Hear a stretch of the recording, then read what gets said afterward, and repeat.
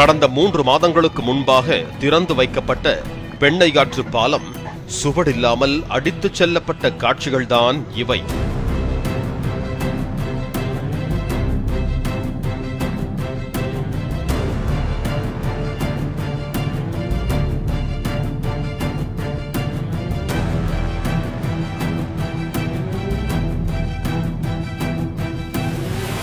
திருவண்ணாமலை மாவட்டம் செங்கம் அடுத்த தண்டராம்பட்டு ஊராட்சி ஒன்றியத்திற்குட்பட்ட அகரம் பள்ளிப்பட்டு தொண்டமானூர் இடையே சுமார் 16 கோடி ரூபாய் மதிப்பீட்டில் மேம்பாலம் கட்டப்பட்டது. கடந்த 3 மாதங்களுக்கு முன்பாக பொதுப்பணி மற்றும் நெடுஞ்சாலைத்துறை அமைச்சர் ஏவ வேலு புதிய பாலத்தை திறந்து வைத்தார். பாலத்தை சுற்றுவட்டார மக்கள் பயன்படுத்தி வந்த நிலையில் கடந்த 3 தினங்களாக சாத்தனூர் அணையில் இருந்து திறக்கப்பட்ட உபரி நீர் அந்த பாலத்தை மூழ்கடித்து சென்றது. வெள்ளம் வடியத் தொடங்கிய நிலையில் பாலத்தை காணவில்லை.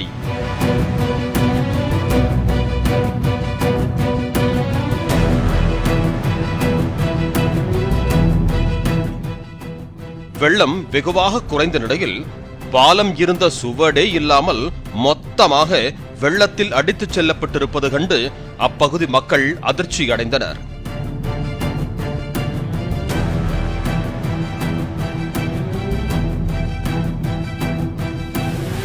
வெள்ள காலங்களில் பொதுவாக பாலத்தின் கரை பகுதிகளில் மண் அரிப்பு ஏற்பட்டு உடைப்பு ஏற்படுவது வழக்கம். ஆனால் வழக்கத்திற்கு மாறாக மத்திய பகுதியில் ஒற்றை தூண் கூட நிற்காமல் அனைத்தும் சரிந்து புதிய பாலம் அடியோடு இழுத்துச் செல்லப்பட்டிருப்பது பாலத்தின் தரத்தின் மீது சந்தேகத்தை எழுப்பியுள்ளதாக அப்பகுதி மக்கள் தெரிவித்தனர்.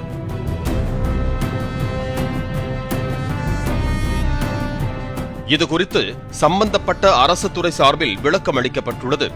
அதில் புதியதாக கட்டப்பட்ட பாலம் நீரியல் கணக்கீட்டின்படி 54,417 கன அடி நீரை தாங்கும் திறனுடன் 7 மீட்டர் உயரத்துடன் திறந்தவெளி அடித்தளம் மற்றும் 11 வட்ட வடிவ தூண்களுடன் நல்ல தரத்துடன் கட்டிவிடிக்கப்பட்டுள்ளதாக குறிப்பிடப்பட்டுள்ளது.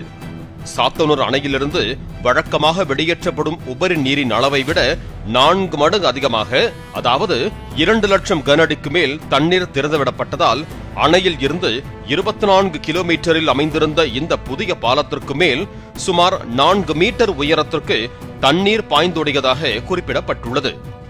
நீரின் வேகம் அதிகரித்து ஓடியதால் இப்பாலம் பெரும் சேதமடைந்து போக்குவரத்து தடைபட்டுள்ளதாகவும், சேதமடைந்த பகுதியை ஆய்வு செய்து மீண்டும் பாலத்தை சரி செய்ய உரிய நடவடிக்கை எடுக்கப்படும் என்றும் உறுதியளிக்கப்பட்டுள்ளது. பாலிமர் செய்திகளுக்காக செங்கம் செய்தியாளர் செல்வகுமார்.